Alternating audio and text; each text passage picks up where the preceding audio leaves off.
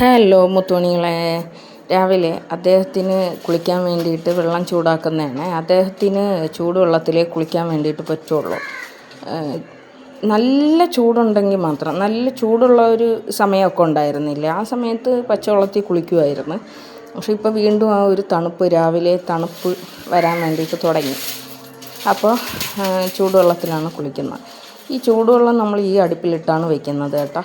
പക്ഷെ നല്ല അടുപ്പാണ്, നല്ല ചൂടും ആവും, പെട്ടെന്ന് കത്തിപ്പിടിക്കുകയും ചെയ്യും, നല്ല ചൂടും ആവും. അപ്പം ഈ അടുപ്പിലിട്ടാണ് നമ്മൾ ചൂടാക്കുന്നത്. പിന്നെ രാവിലെ മക്കൾക്ക് ചോറും പരിപ്പ് കറിയും ക്യാബേജ് തോരനുമാണ് വയ്ക്കാൻ വേണ്ടിയിട്ട് ഉദ്ദേശിക്കുന്നത്.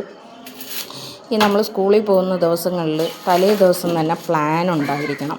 നാളെ എന്താണ് വെക്കുന്നത് എന്നുള്ള ഒരു പ്ലാന് നമ്മൾ ഉണ്ടാക്കുകയാണെങ്കിൽ വേഗം തന്നെ നമുക്ക് വയ്ക്കാൻ വേണ്ടിയിട്ട് പറ്റും. പക്ഷേ ചില സമയങ്ങളിൽ ഇങ്ങനെ ഒരു മടി പിടിച്ച ദിവസങ്ങളുണ്ടാവും കേട്ടോ. ആ സമയം തലേ ദിവസം പ്ലാൻ ചെയ്യുന്നതൊന്നും ആയിരിക്കില്ല പിറ്റേ ദിവസം നമ്മൾ ചെയ്തു വരുന്നത്.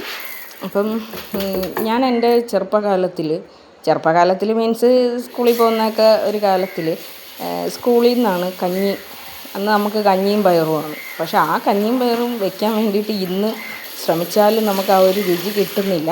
അപ്പോൾ അന്ന് ഈ കഞ്ഞിയും പയറുമാണല്ലോ, വല്ലപ്പോഴും അമ്മ ചോറ് വെച്ചാലായി. അപ്പോൾ ആ സമയത്ത് ഇങ്ങനെ ചോറ് വയ്ക്കുന്ന സമയത്ത് കൊണ്ടുപോകണമെന്നൊക്കെ ആഗ്രഹിക്കും. പക്ഷെ എൻ്റെ അമ്മ സമ്മതിക്കില്ല കേട്ടോ. സ്കൂളിൽ നിന്ന് തന്നെ പയറുകഞ്ഞി കുടിച്ചാൽ മതി എന്ന് പറയും. അപ്പോൾ ഈ നമ്മൾ കുറച്ച് ആൾക്കാർ മാത്രം, ഒരു ഗ്യാങ് കുട്ടികൾ ഒന്നിച്ചിരുന്നിട്ടാണല്ലോ ഭക്ഷണം കഴിക്കുന്നത്. അപ്പോൾ അതിൻ്റെ അകത്ത് പലഹാരം കൊണ്ടുവരുന്ന ആൾക്കാർ കാണും, പിന്നെ ചോറ് കൊണ്ടുവരുന്ന ആൾക്കാർ കാണും, കഞ്ഞി കുടിക്കുന്ന ആൾക്കാർ കാണും. അപ്പോൾ കഞ്ഞി കുടിക്കുന്നവർ ഞങ്ങൾ ഒരു 3-4 പേര് മാത്രമേ ഉള്ളൂ. പക്ഷെ അന്ന് ഞാനിങ്ങനെ ചിന്തിച്ചിട്ടുണ്ട്, എൻ്റെ മക്കൾ സ്കൂളിൽ പോകുന്ന ഒരു കാലം വരുമ്പോൾ, അന്ന് എനിക്ക് 5 മക്കളുണ്ടാവും 6 മക്കളുണ്ടാവും എന്നൊന്നും ഞാൻ കരുതിയതല്ല കേട്ടോ.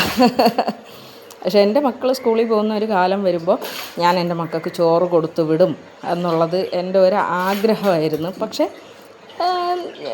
കാലങ്ങൾ പിന്നിട്ടപ്പോൾ എനിക്കങ്ങനെ കൊടുത്തു വിടാൻ വേണ്ടിയിട്ട് ഉള്ള ഒരു ഭാഗ്യമുണ്ടായി. എൻ്റെ ചെറിയ മക്കൾക്കും ദിമ്മൂനും ഒക്കെ സ്കൂളിൽ നിന്ന് ഭക്ഷണം ഉണ്ട്, എന്നാലും എനിക്കൊരു തൃപ്തിയാവില്ല, ഞാൻ എന്നെ ഉണ്ടാക്കി കൊടുത്തു വിടും.